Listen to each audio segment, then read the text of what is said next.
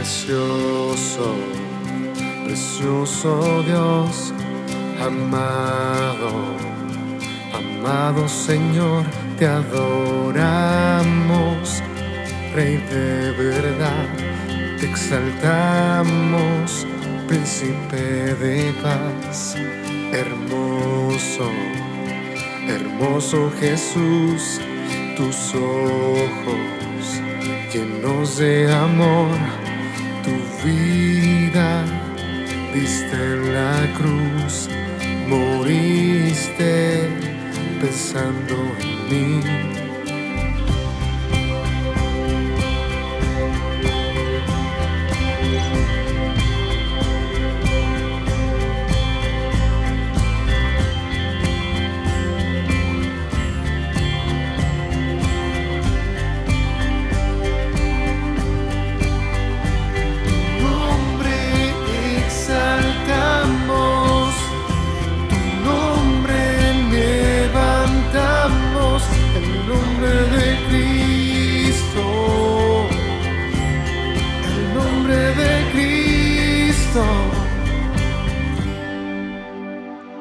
Precioso, precioso Dios, amado, amado Señor, te adoramos, Rey de verdad, te exaltamos, Príncipe de paz, hermoso, hermoso Jesús, tus ojos llenos de amor, tu vida diste en la cruz, moriste pensando en mí. Tu nombre exaltamos, tu nombre levantamos, el nombre de Cristo, el nombre de Cristo.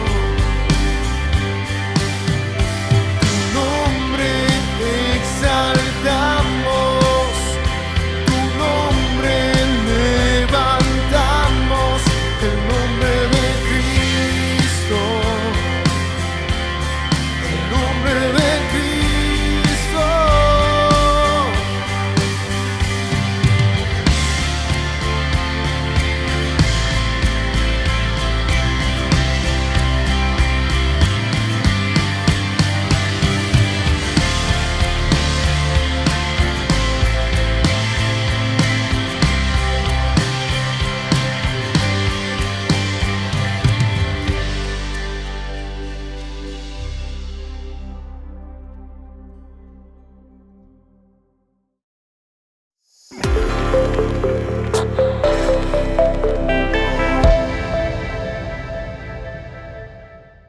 Muy buenas tardes. Doy gracias a Dios porque nos ha permitido continuar con esta serie y en esta noche vamos a hablar sobre Jesús y las Escrituras.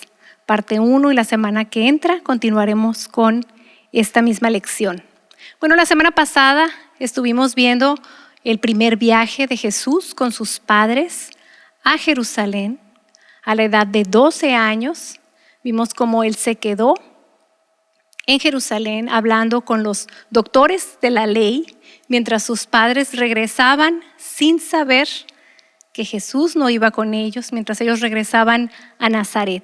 Tuvieron que regresar los padres por Él a buscarlo. 3 días después lo encontraron y Jesús con muy buena actitud regresó con ellos a su hogar. Bien, pues José, María y Jesús vemos que regresaron a Nazaret después de celebrar la Pascua. Y aquí es donde empiezan los 18 años de silencio en la vida de Jesús. Es decir, la palabra de Dios no nos vuelve a decir nada de la vida de Jesús hasta 18 años después. Sin embargo, a partir de su visita a Jerusalén, José y María percibieron un cambio notable en Jesús, de que Él debía de estar en los asuntos de su Padre. ¿Y cómo sabemos esto? Bueno, la misma palabra nos dice en Lucas 2:51, dice, y descendió con ellos Jesús y volvió a Nazaret y estaba sujeto a ellos y su madre guardaba todas estas cosas en su corazón. Ella recordaba lo que el ángel le había dicho y meditaba en las palabras de Jesús sobre cómo él tenía que estar en los asuntos de su padre. Muy probablemente Jesús anhelaba permanecer en Jerusalén, donde podía estar a los pies de los maestros de la ley. Sin embargo, este no era el plan de Dios. El escritor de Hebreos dice lo siguiente, en Hebreos 5:8, y aunque era hijo, por lo que padeció, aprendió la obediencia. Y a mí me parece que con la actitud que Jesús tuvo hacia sus padres en este regreso a Nazaret, Dios nos enseña que la simple obediencia y la fidelidad en el desempeño de los deberes normales de un hijo mientras vive en el hogar de sus padres se considera de muy alta estima a los ojos del Señor.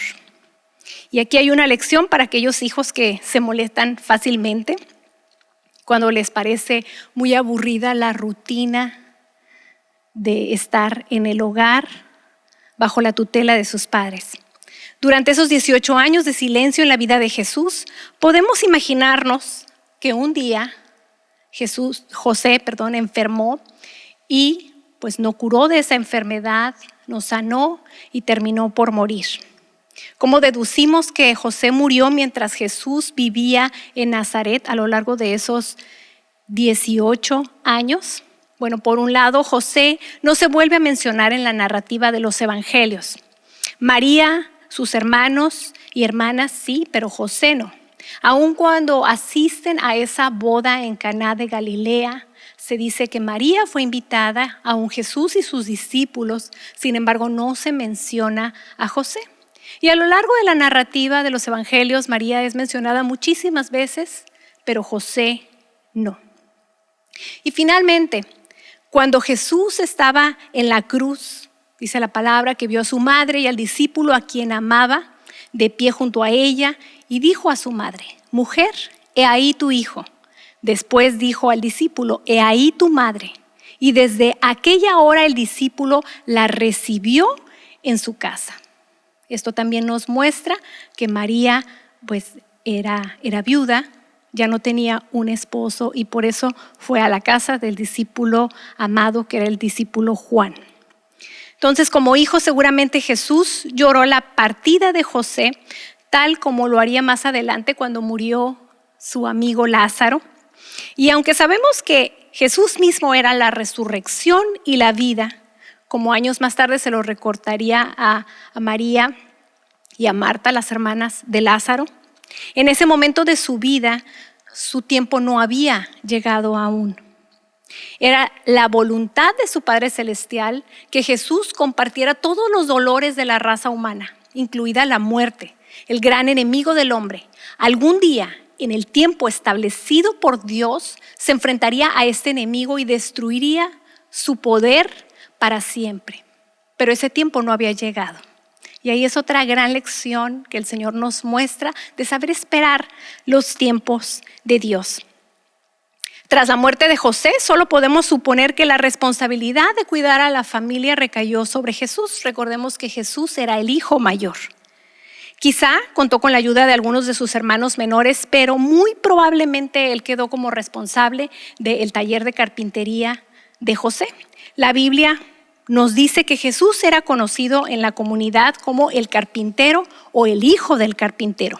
Veamos Marcos 6:3, dice, ¿no es este el carpintero, hijo de María y hermano de Jacobo, de José y de Judas y de Simón? ¿No están también sus hermanas aquí con nosotros? Y se escandalizaban de él. También en Mateo 13:55 dice que decía a la gente, ¿no es este el hijo del carpintero? ¿No se llama su madre María y sus hermanos Jacobo, José, Simón y Judas? Y tal vez aún en su propia familia experimentó las angustias de la pobreza y de esas experiencias mismas habló en el Sermón del Monte, cuando dijo, no os afanéis por vuestra vida, qué habéis de comer o qué habéis de beber, ni por vuestro cuerpo, qué habéis de vestir. Yo creo que Él mismo en su hogar experimentó esa provisión sobrenatural de Dios, tanto para sus necesidades como para las necesidades de toda su familia.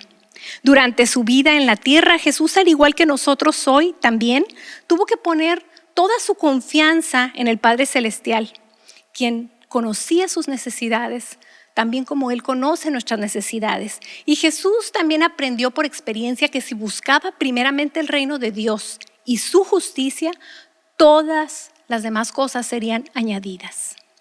Y esta es una lección para nosotros. Si Jesús buscaba primeramente el reino de Dios ante cualquier otra cosa, esto nos enseña que nosotros con mayor razón debemos de buscar al Señor, pues Él suplirá todas nuestras necesidades. Él conoce de qué tenemos necesidades y en su tiempo y en su forma, Él proveerá todo lo necesario y por eso podemos vivir tranquilos, sin preocuparnos de que algo vaya a faltar. No importa lo que digan las noticias, no importa lo que vean nuestros ojos, nuestra confianza está puesta en el Señor y sabemos que nada nos faltará porque Él ha prometido no abandonarnos y nunca desampararnos. Más tarde, después de que Jesús comenzó su ministerio, su manera tan peculiar de hacer las cosas, y esto lo veremos más adelante en el transcurso de la serie, esto provocó la desaprobación, dice la palabra, que aún de su propia familia, que era sensible a lo que pensaran los vecinos. Miren lo que dice Marcos 3:21. Cuando los suyos lo oyeron, fueron para prenderle porque decían que estaba fuera de sí. En otras versiones habla de sus parientes. Cuando sus parientes vieron cómo estaba llevando a cabo su ministerio, pues tal vez se avergonzaban y ellos mismos trataban de disuadirlo para que dejara de hacer lo que estaba haciendo. Marcos 3:31 al 32 nos dice: entonces fue su madre y sus hermanos y quedándose fuera enviaron a llamarle. Mucha gente estaba sentada alrededor de él y le dijeron: mira, tu madre, tus hermanos y tus hermanas te buscan afuera, mientras él estaba ejerciendo su ministerio. También Juan 7:5 nos dice: pues ni aún sus hermanos creían en él. Aquí podemos ver cómo muchas veces la misma familia no va a comprender lo que estamos haciendo. Jesús lo experimentó en carne propia, pero él tenía muy en claro cuál era su misión en esta tierra. Tomando en consideración todos los eventos y las circunstancias que fueron formando el carácter de Jesús, todavía hay algo que no tiene explicación humana.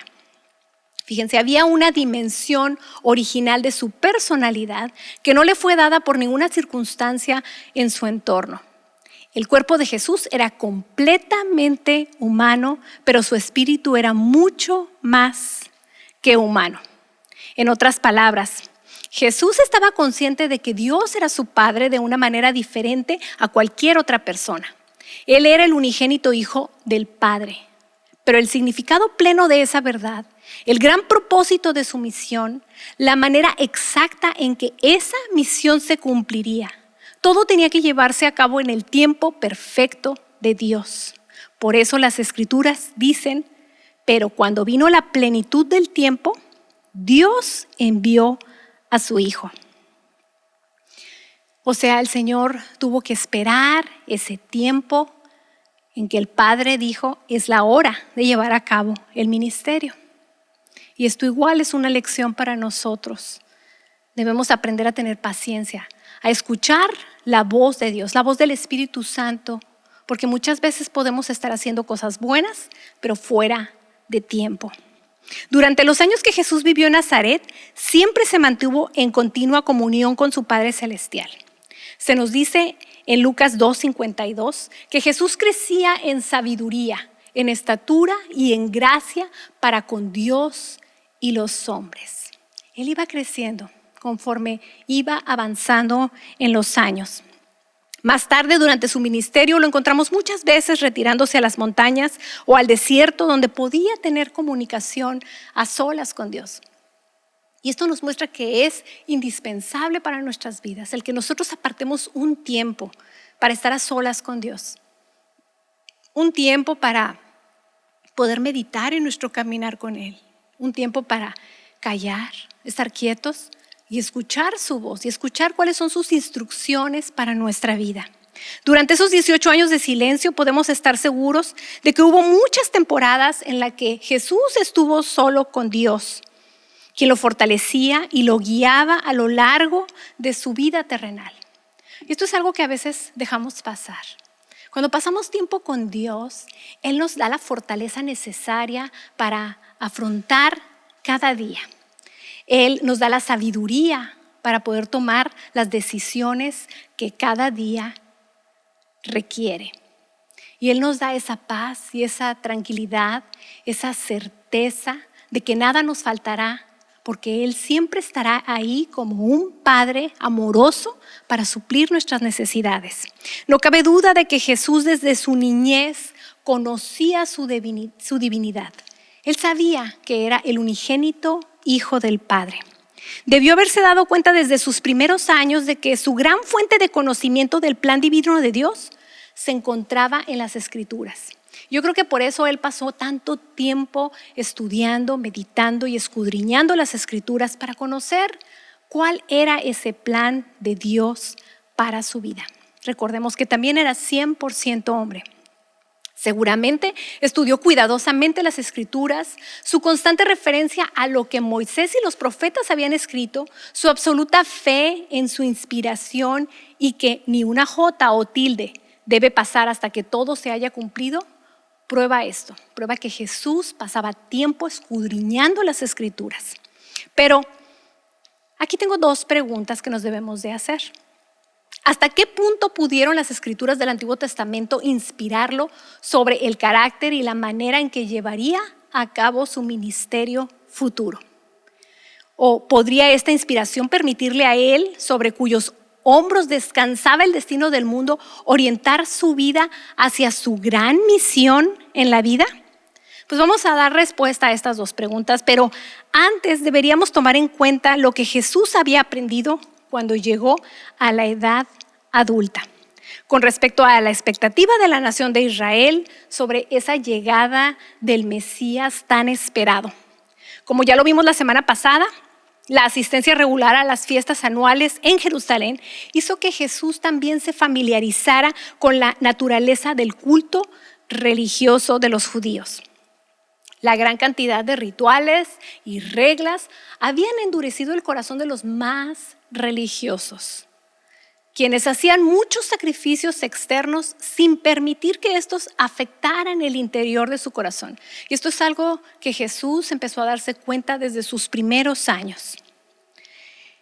El pueblo en su conjunto era ignorante y también supersticioso, pero fiel a los ideales que tenía. Ya que Nazaret se encuentra muy cerca del mar de Galilea, muy probablemente Jesús también tuvo la oportunidad de visitar las aguas termales en sus costas y le tocó ser testigo de las terribles escenas de miseria humana y el sufrimiento físico. A él le tocaba seguramente ver a tantos hombres, mujeres y niños enfermos padeciendo con mucho dolor. Lo que Jesús vio reveló el pequeño mundo de los hombres, mujeres y niños desgastados y consumidos por las enfermedades. Y seguramente estas escenas produjeron una gran compasión en su corazón por los que estaban sufriendo. Pero nuevamente, recordemos que su tiempo no había llegado y él debía de ser paciente y esperar el tiempo de Dios para ejercer su ministerio. En su mente se formó una visión del mundo, o sea, un mundo perdido y perecedero, pero con posibilidades.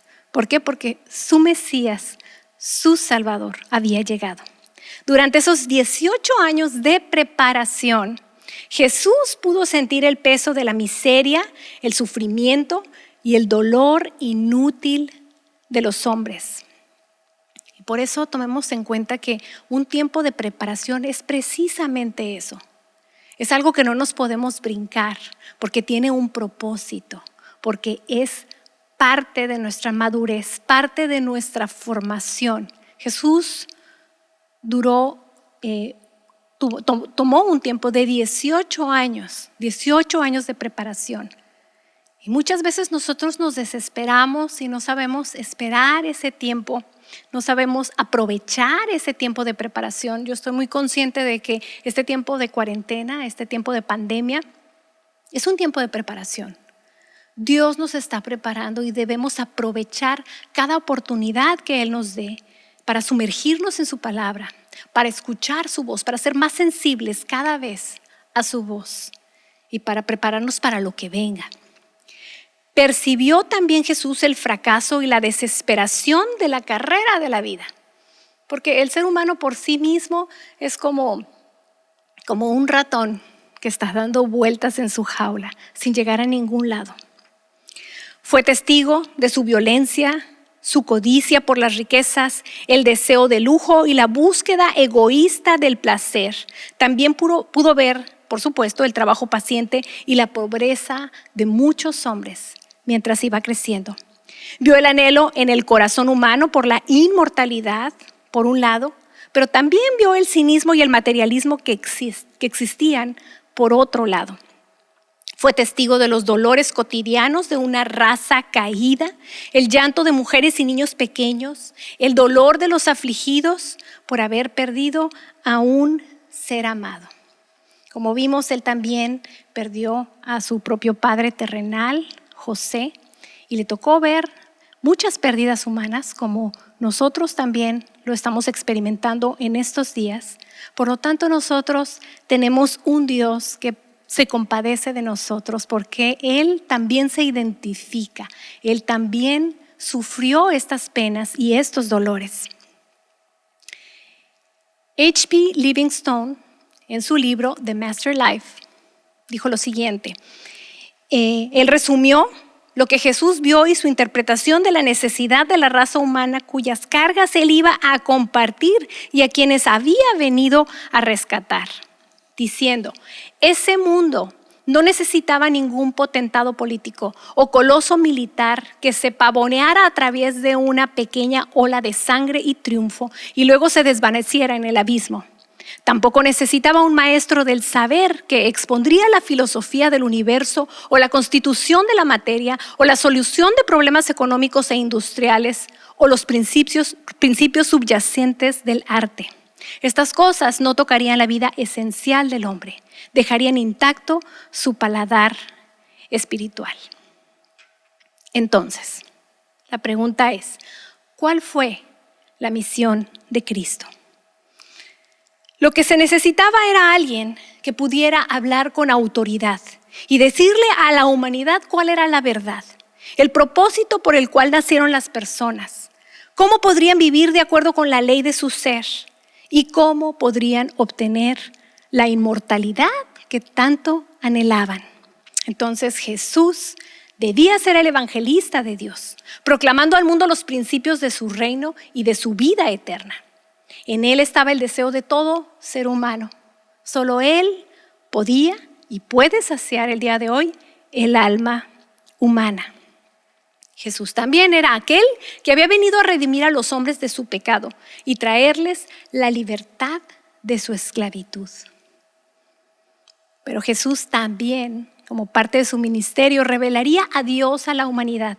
Les mostraría su verdadera naturaleza, porque Dios era ese Padre al que todo hombre podía y puede acudir el día de hoy. Jesús también les mostraría a los hombres que antes de que pudieran disfrutar del cielo, el cielo debía nacer primero en sus corazones. Vino a enseñarle al hombre que antes de que el reino visible de Dios apareciera en la tierra, como ellos así lo esperaban, ese reino primero debía establecerse en el corazón humano.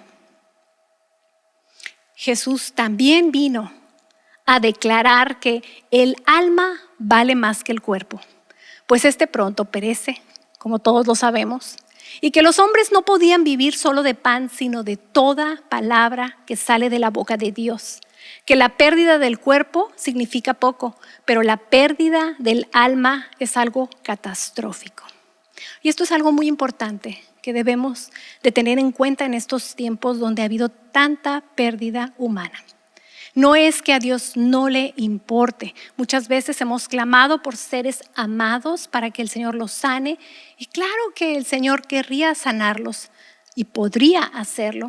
Sin embargo, Él ha establecido un tiempo para cada uno de nosotros y dice su palabra que nada ni nadie nos puede quitar ni un segundo de vida de lo que Él ya ha establecido para nosotros. Entonces, si tenemos presente esta verdad de que para Dios la pérdida del cuerpo significa poco, pero la pérdida del alma, esa sí es catastrófica, podemos ver la vida y la muerte desde la perspectiva divina. Puesto que alguien que ha entregado su vida a Cristo y parte de este mundo va directamente a la presencia de Dios para vivir por toda la eternidad, para encontrarse en esa inmortalidad que tanto busca el ser humano. Sin embargo, como todos lo sabemos, este no era el mensaje que Israel estaba esperando escuchar de su Mesías. Los hombres estaban impacientes porque se estableciera el trono de Israel y eso era todo lo que les interesaba. Ellos estaban muy dolidos y muy afligidos por el pueblo romano que estaba rigiendo sobre ellos y ellos lo que querían era un libertador, pero un libertador que los librara del pueblo romano. Y por esta contradicción es que la tarea de Jesús no fue nada fácil. El Mesías que esperaban los judíos no era uno que enseñara, sino uno que los condujera a la victoria en el campo de batalla física. Y tenían poco interés por un reino puramente espiritual. Y por eso podemos ver que no fue tan fácil que lo aceptaran al Mesías. ¿Qué sabiduría tan grande necesitaba Jesús para llevar a cabo su misión y presentar su mensaje a la gente? Wow. Debía tener en cuenta la ignorancia, la superficialidad de la gente cada vez que enseñaba. Incluso tendría que participar en sus costumbres religiosas. Tendría que utilizar ilustraciones sencillas como las de la naturaleza para que el ser humano limitado pudiera comprender. Y sobre todo tendría que llevarlos de regreso a las Escrituras para sentar las bases de sus enseñanzas. Wow, una tarea muy, muy ardua. Jesús sabía que había nacido para ser rey. Más tarde, cuando Poncio Pilato le hizo la pregunta, ¿así que tú eres rey? Él respondería, tú dices que soy rey, pero para esto yo he nacido, para esto he venido al mundo. Pero al mismo tiempo, también diría que su reino no era de este mundo. Como lo vemos, Jesús contestó, mi reino no es de este mundo. Si mi reino fuera de este mundo, mis servidores pelearían para que yo no fuera entregado a los judíos. Ahora pues, mi reino no es de aquí. Entonces, él tenía claro que él era rey, que había venido a ser rey, pero primero vendría como el Cordero de Dios y después ya vendría a establecer su reino en la tierra. Algo que todavía está por venir. La profecía de Jacob, antes de morir, cuando reúne a sus hijos para bendecirlos, también hace referencia al cetro de Israel que descendería hasta Jesús. Fíjense lo que dice Génesis 49:10. Dice, nadie le quitará el poder a Judá, ni el cetro que tiene en las manos, hasta que venga el dueño del cetro, a quien los pueblos obedecerán. Y todas estas escrituras, Jesús las leía, las meditaba, las escudriñaba y él sabía que hacían referencia a él mismo. Jesús tenía muy claro que antes de proclamarse rey, primero debía de venir como profeta, debía venir como un salvador para salvar a la nación de sus pecados y primero tenía que reinar sobre los corazones de la gente antes de poder gobernarlos. Y esta gran verdad debió haberle llegado desde muy temprana edad. Jesús había sido testigo desde muy pequeño de la terrible lucha por el poder que habían tenido lugar en el establecimiento del imperio romano, como ya lo vimos en las lecciones pasadas. Jesús sin duda sabía que habría intentos aún de hacerlo rey, como de hecho los hubo, y debía evitarlo, pues como les digo, aún no era su tiempo. Juan 6, 14 al 15 nos dice: entonces, cuando los hombres vieron la señal que Jesús había hecho, decían: verdaderamente, este es el profeta que ha de venir al mundo. Como Jesús entendió que iban a venir para tomarle por la fuerza y hacerle rey, se retiró de nuevo al monte él solo. Así que Jesús tenía muy en claro que su ministerio iba a comenzar como un profeta y no como un rey. Y de hecho Jesús se refirió a sí mismo como profeta cuando habló a Nazaret diciendo: no hay profeta sin honra sino en su propia tierra y en su casa. Jesús debe haber estudiado con detenimiento aún la vida de Moisés, porque se vio a sí mismo escrito en las Escrituras por este profeta.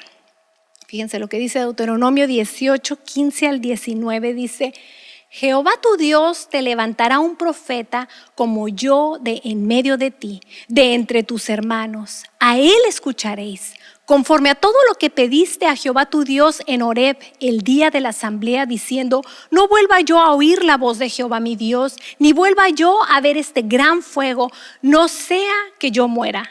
Jehová me dijo: está bien lo que han dicho. Les levantaré un profeta como tú de entre sus hermanos. Yo pondré mis palabras en su boca y él les hablará todo lo que yo le mande. Y al hombre que no escuche mis palabras que él hablará en mi nombre, yo le pediré cuentas. Jesús, mientras iba creciendo, iba estudiando las profecías del Antiguo Testamento. Y esto le iba indicando cómo sería su ministerio.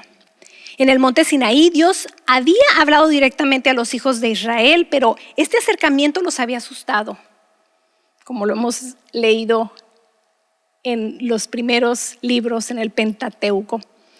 Y le suplicaron a Moisés que dejara que Dios les hablara a él y no directamente al pueblo. Sin embargo, Moisés fue solo el prototipo que retrató al profeta que estaba por venir, o sea, el Señor Jesucristo. Así como Moisés le habló a la gente, también lo hizo Jesús. Habló las palabras de Dios al pueblo de Israel. Jesús vio su propia vida reflejada en la vida de Moisés. Él también estuvo en peligro al nacer, rechazado por sus hermanos y elegido por Dios para liberar a Israel. Vio a Moisés como un intercesor, como el dador de la ley de Dios, como el líder que guió a los hijos de Israel hasta las mismas puertas de la tierra prometida. De modo que Jesús, como el libertador de Israel, llevaría a su pueblo a una tierra de reposo y abundancia, pero al precio de su propia sangre. Entonces, al estudiar la vida de Moisés podemos ver ese prototipo del Señor Jesucristo. Yo, de hecho, anoche estaba meditando en todo esto y vi cómo la palabra en Hebreos 11 habla de cómo Moisés dejó esa comodidad del palacio, dejó todas esas riquezas, esa vida de rey, para seguir el llamado que Dios tenía para su vida, que era liberar al pueblo de Israel de la esclavitud de Egipto. Y de la misma manera, cuando estaba estudiando esto, me cayó el 20 y cómo el Señor Jesucristo también dejó la comodidad y las riquezas junto a su Padre, su deidad, el ser Dios, toda la gloria, toda la honra, para venir a humillarse, a vivir entre nosotros por ese gran amor que nos tiene. Por ese amor que el ser humano no puede comprender. Y en verdad, mi oración es que esta serie nos lleve a conocer más al Señor Jesucristo, a tomar en cuenta todos los sacrificios que Él hizo para que tú y yo pudiéramos ser salvos y para que pudiéramos acercarnos al Padre libremente, para que pudiéramos tener ese acceso directo al Padre y finalmente para que no muriéramos por toda la eternidad. El libro de Isaías, el cual constantemente hace referencia al Mesías, también debió llamar mucho la atención de Jesús mientras crecía. El pasaje en Isaías 61, 1 y 2 debió ser uno de los que reflexionó a menudo y de hecho fue el texto que eligió para su primer sermón registrado en el templo. Y dice así: el Espíritu de Jehová está sobre mí, porque me ha ungido. Me ha enviado a anunciar buenas nuevas a los pobres, para vendar a los quebrantados de corazón, para proclamar libertad a los cautivos y a los prisioneros apertura de la cárcel, para proclamar el año de la buena voluntad de Jehová y el día de la venganza de nuestro Dios, para consolar a todos los que están de duelo. Una vez más, con la profecía del Antiguo Testamento, Jesús confirmando el ministerio que tendría por delante. Esta profecía le mostró muchos aspectos de su ministerio. Primeramente, que Jesús recibiría una unción especial del Espíritu, por la cual él iba a recibir ese poder que necesitaría para llevar a cabo la obra que había sido puesta en sus manos. Y esto también me recuerda las palabras de Jesús cuando habló a sus propios discípulos después de su resurrección, cuando les dio la gran comisión y les dijo: pero recibiréis poder cuando haya venido sobre vosotros el Espíritu Santo, y me seréis testigos en Jerusalén, en toda Judea, en Samaria y hasta lo último de la tierra. Y lo mismo aplica para nosotros. Por eso no tenemos que preocuparnos. Cuando el Espíritu Santo de Dios nos muestra que tenemos una oportunidad por delante para hablarle a otros de Cristo, tal vez a nuestros familiares, a nuestros amigos, a nuestros compañeros de trabajo, a veces puede entrar cierto temor en nuestro corazón, temor de fallar, temor de no hacer bien las cosas, temor de hacer el ridículo. Pero esta es una promesa de Dios para cada uno de los que le hemos entregado nuestra vida, que le amamos y que tenemos el deseo de agradarle con nuestras vidas. Y es esto, que recibiremos poder porque el Espíritu Santo nos unge cuando nosotros nos disponemos a servir al Señor. Y Él nos ayuda a ser testigos. Él va a traer las palabras adecuadas en el momento adecuado. Y también Él preparará el corazón de los oyentes de manera que nuestro mensaje sea efectivo. Por lo mismo, no tenemos de qué preocuparnos. Podemos descansar en que Él siempre nos va a respaldar cuando nuestra actitud sea la correcta.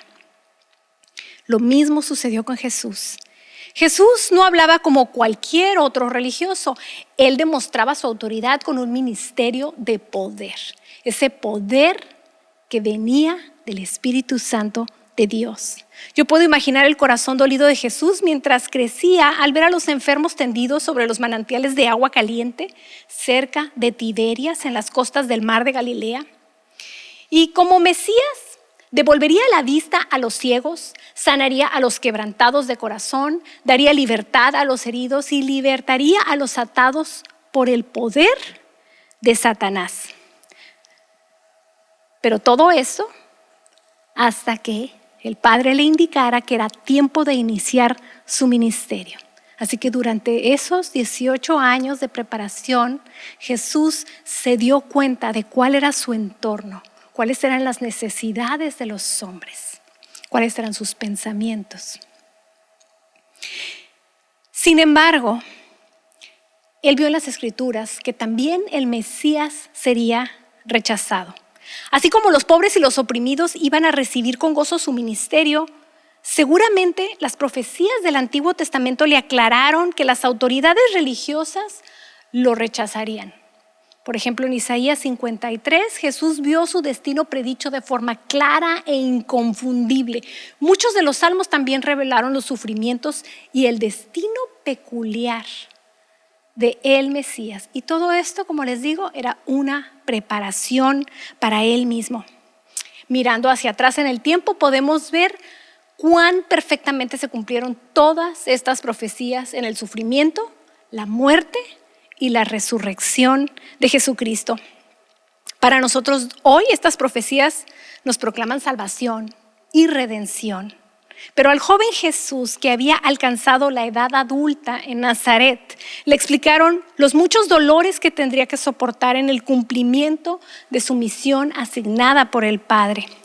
Todo esto para darnos perdón de nuestros pecados y abrirnos camino hacia el Padre Celestial.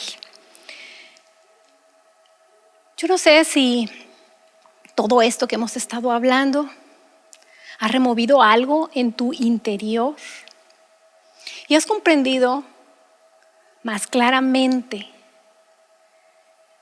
todo lo que el Señor Jesucristo vino a hacer por ti para darte vida eterna. A mí, al estudiar cada una de estas lecciones, mi corazón se ha derretido ante la presencia del Señor y se ha vuelto mucho más agradecido al comprender que su misión fue mucho más difícil de lo que hasta este momento yo había entendido.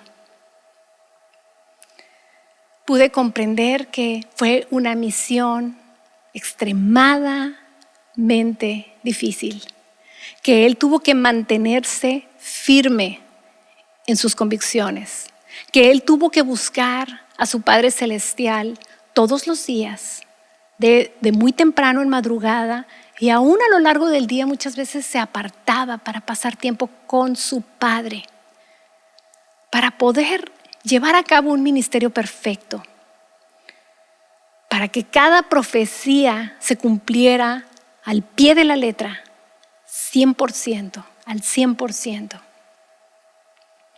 Y teniendo Él en mente a cada uno de nosotros, porque dice la palabra que con amor eterno nos ha amado.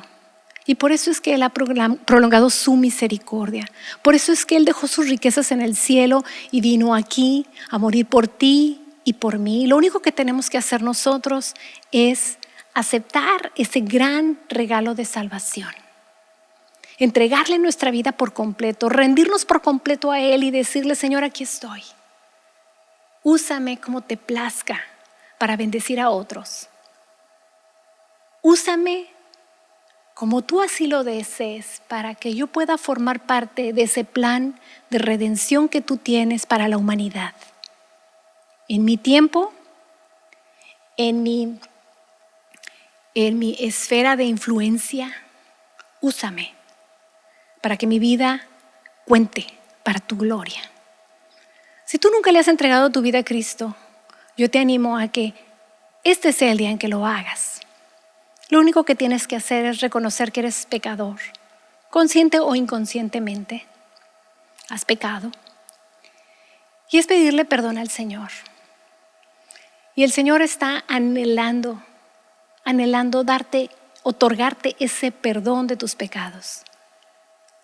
Y está anhelando que tú le abras las puertas de tu corazón para que Él entre en él y dirija todas y cada una de las decisiones en tu vida aquí en adelante. Él está anhelando suplir cada una de tus necesidades. Él está anhelando abrir las puertas de los cielos y derramar de sus bendiciones sobre tu vida. Lo único que tienes que hacer es rendirte a Él. No tienes nada que perder y tienes todo que ganar. Para que podamos ver a través de los ojos de Jesús, mientras Él estudiaba todas estas profecías a lo largo de esos 18 años de silencio y se comunicaba con su Padre Celestial, la próxima semana vamos a echar un vistazo a estas profecías que le mostraron cómo sería su ministerio, cómo llegaría a ser traicionado, cómo sería su juicio, su muerte, su resurrección y el cumplimiento de cada una de las profecías. Asimismo, también vamos a estar hablando sobre la divinidad de Cristo. Así que los invito a que me acompañen la próxima semana para continuar con la segunda parte de este tema, Jesús y las Escrituras. Que Dios los bendiga y que la paz, el amor de Cristo reine en sus corazones y no teman por el futuro, porque nuestro Dios ya está en ese futuro y Él ha provisto una salida. Dios los bendiga.